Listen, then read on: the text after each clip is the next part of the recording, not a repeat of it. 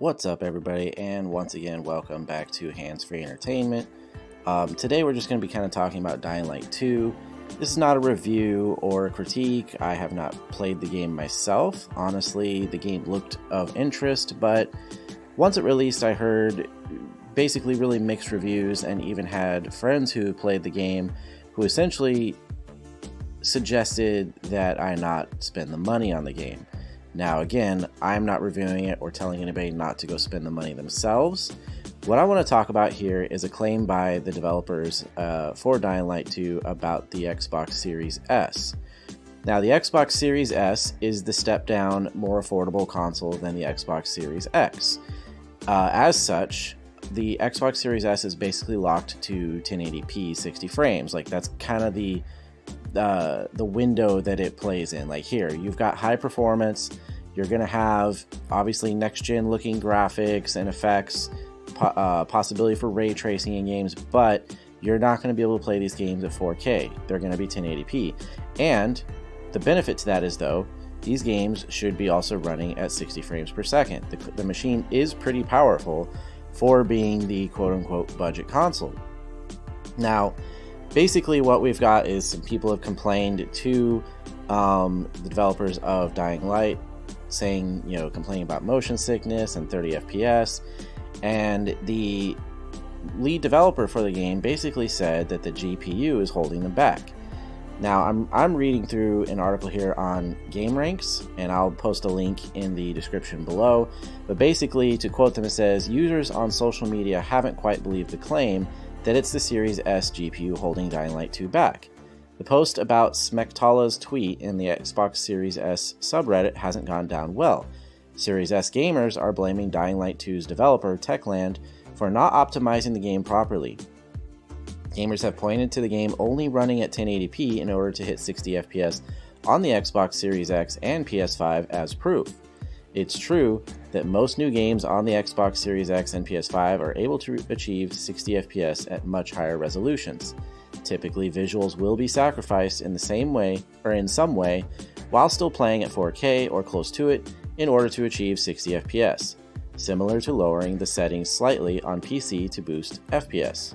However, in Dying Light 2, there's no option to play at higher than 1080p while also playing at 60 FPS on next-gen consoles. Xbox Series S owners feel as though Techland is blaming the console unfairly. The Series S has had no problem running many of the biggest games from the last few months at 60 FPS. FIFA 22, Call of Duty Vanguard, Far Cry 6, Forza Horizon 5, Halo Infinite, Riders Republic, Hell Let Loose, and Guardians of the Galaxy all released recently and run at 60 FPS at 1080p. So basically, and that's the end of my quote there, basically people are saying, like, look, in our experience, we're seeing some high-end games that are running at 1080p 60 frames on the Series S. So how is it that you're claiming that the GPU is the reason this game is not, when even on the high-end versions of next-gen consoles, the Series X and PS5, you can only play 1080p to get 60 FPS on those consoles? So it shouldn't be an issue for this game with like a slightly limited graphical setting or the resolution to be playing at 60 FPS. And lots of examples of other games successfully doing that. Now, I'm not saying anything specifically about Techland. I'm not trying to say that they're lying or misinforming people. All I'm saying is, in people's experience, it doesn't really make sense. And honestly, this does kind of go back to an issue I've seen for years, going into last generation. Now, both the Xbox One and PS4, when they launched, were basically both out of date out of the gate when it came to what type of hardware and tech was out there. There was better off-the-shelf GPUs and processors and RAM on the market when those launched, and typically when a game console launches, it tries to be just slightly ahead of like the mid high to like high range. Obviously this isn't bleeding edge components or technology, but there's a lot of work to create optimization and create systems that are going to be usable for years to come, and continuously learn to get better and better graphics out of them. And I remember playing the Xbox 360 for the many years that console survived, and games continuously just got better and better and better on that console. There were games like Halo 4, Borderlands 3, and the Tomb Raider reboot that came out in the last year or two of the 360's lifespan that, in my opinion, had no business running on the Xbox 360. So when the Xbox One and PS4 were out, even after years of those consoles being out and getting revisions and stuff, there were still a lot of games that were not coming out very optimized, especially on the Xbox One side. It wasn't until the One X basically came out and kind of forced developers into doing some optimization because, hey, you've got this one more powerful, quote-unquote, 4K capable console, and people are going to kind of be suspicious if games aren't getting some sort of improvement or upgrade for that. So I feel like there's always been a problem where developers sometimes don't really want to put in all the effort they could to optimize for a system.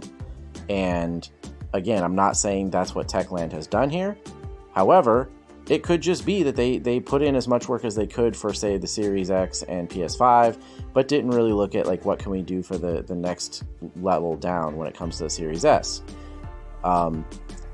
I'm just giving feedback based on my personal experience, what I'm seeing from other people when it comes to their experience with the Series S, and some of the history of developers really not putting their all into optimization.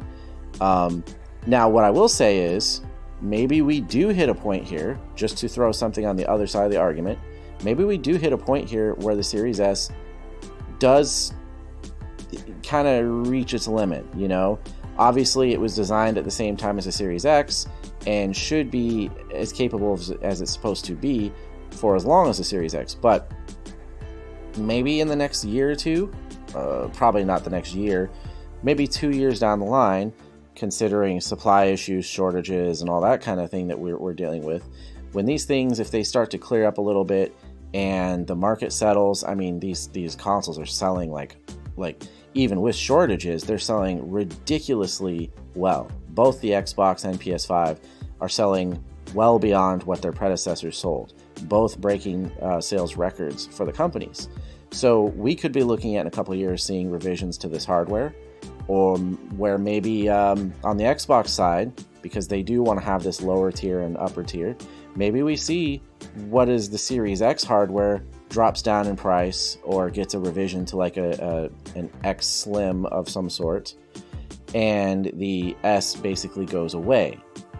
And then we get a slightly improved version of the X, maybe more powerful, or, you know, again, I'm a fan of getting a slimline version. Series X design is fantastic, but I know that part of the reason why you have to build a cavernous machine like that, as compact as they were able to make it, is cooling and the tech and all that. And as chips condense or can run more efficiently, you don't need as much cooling going on, so you're able to decrease the size of your hardware.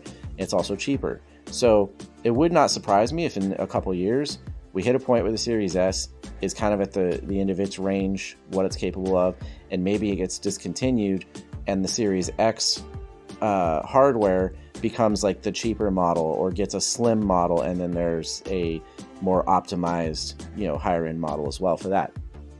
Anyways, just my thoughts on the situation. I've seen this come up before many times over the years where you're just wondering, why didn't the developer put in a little bit more work? And yes, again, I'm usually an advocate for developers, but I'm also a consumer myself, and so I have to look at what's going to be the best experience for us.